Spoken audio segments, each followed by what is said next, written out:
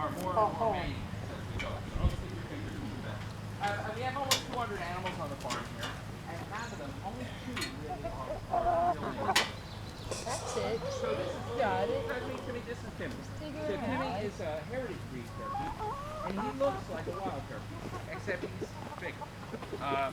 His feathers are, he just got new breast feathers and tail feathers, which is growing in. And they are growing in and he's showing black. So you'll hear him a confidence in it. And then you see him putting his feathers. And when all his feathers in, when he does that, look, his feathers like that. It should come naturally, guys. And that's like, Yeah. look at me. And he is extremely... Well, thank you.